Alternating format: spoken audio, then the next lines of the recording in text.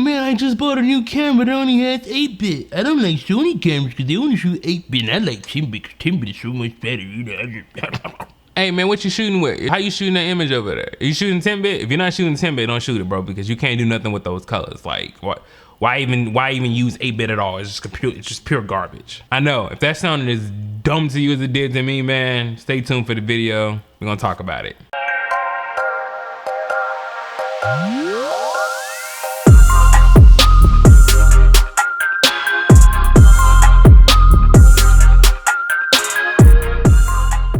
Yo, what's going on everybody? My name is Sean Brooks, creative director at Brookssmedia. I'm a videographer based in Chicago. This channel offers camera advice, camera reviews, lens reviews, and entrepreneur experience to help you along through your business journey, becoming a better videographer and a better business person. If that sounds like something that interests you, man, make sure you guys sub to the channel and then follow me on IG and Twitter for exclusive BTS footage. 8-bit versus 10-bit. Now, for those who don't know camera stuff, some of this is probably going right over your head. You don't even know what this even means. So just a little quick breakdown real quick.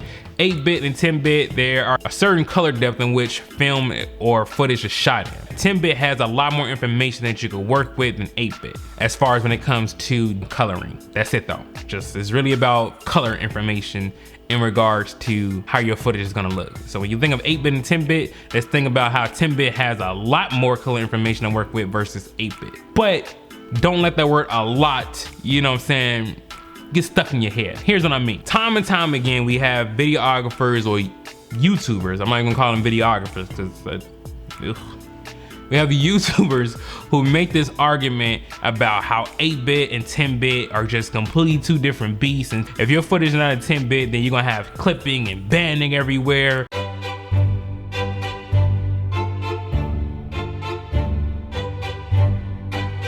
And people are not gonna look at your footage. You can't color grade nothing. You can't do anything with 8-bit footage.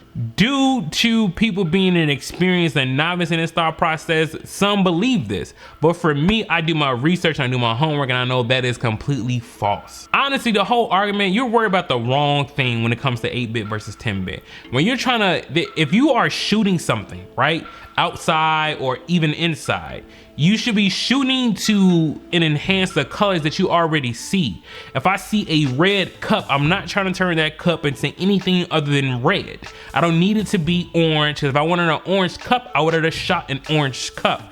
The problem is people try to do a lot of manipulation of colors with 8-bit footage that they can with 10-bit footage, but even to a certain extent. If you're shooting something that's properly exposed, why are you trying to manipulate the colors that heavily to the point where it's breaking down? Like, to me, that's an issue upon the colorist and not the 8-bit or 10-bit side, or not the 8-bit and 10-bit file. If you shot your picture correctly in the first place, you shouldn't have to do that much manipulation. Learn how to expose your footage better. That sounds like a you problem. Because yes, some would say like, yeah, but if you're looking for the sky, some Sony cameras with with banding, listen, let's be real here. In most situations, your footage is being uploaded to social media. And what I've learned from just doing film in general, or just doing work and doing professional work, clients don't look at that. They just don't. They care about something that looks good and it's something they can present on their webpage or to their family members, or whatever the case is. They just don't look for that. And you barely can even see or notice it when your content is so good. And you can even take this, and this is a really great example to go look at YC Imaging new short film. He complained about a lot of things that was wrong with the footage as far as banding and clipping and all that. And I didn't even notice any of that because I was drawn by the storyline and I was drawn by the sound of it. At the end of the day, that's what makes your footage. That's what makes or break your footage, not 8-bit versus 10-bit. Your sound design and the structure of your footage is what's gonna make a huge difference. Next, if you're not shooting your footage at a certain bit rate, you're not even taking a full advantage at 10-bit footage. Now, even for me, for example, my camera does do 10-bit internally, but if I'm not shooting at 400 megs per second, I'm not really getting the full benefits of the 10-bit spectrum or the color information because I'm not shooting at a data rate that's fast enough to even support 10-bit. The problem is people just want to see 10-bit or hear 10-bit. They're like, oh yeah, I got 10-bit. Okay, it's like, yeah, but so what? That 10-bit footage is just as good as the 8-bit footage and you can work with it just as much. As long as you're not sitting here trying to heavy manipulate the luminance of a color, you're fine. Again, you're trying to raise the luminance of something because you didn't properly expose for it in the first place. Again, sounds like a you problem. And since we're on this whole thing of 8-bit versus 10-bit and how 10-bit is just so much better when it comes to manipulating your colors and How is it that Hollywood production feature films can be shot in 8-bit, but your YouTube channel has to be shot in 10-bit? There are whole movies out there, and I can name a couple. Number 1, Possession Hannah Grace, shot on an A7S2, that's 8-bit. Number 2, Proud Mary, shot in 8-bit, that was shot on an A7S2 as well, if I'm not mistaken.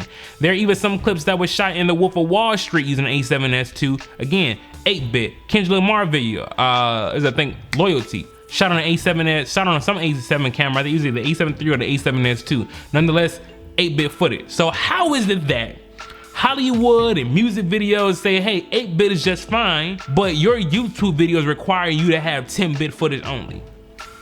What sense does that make? 8-bit is perfectly fine for what you're trying to do. As long as you're not trying to heavily adjust the luminance of your colors, you can work with 8-bit footage just fine. If you need proof, be sure to make sure you check out Waz. He's a colorist with DaVinci Resolve.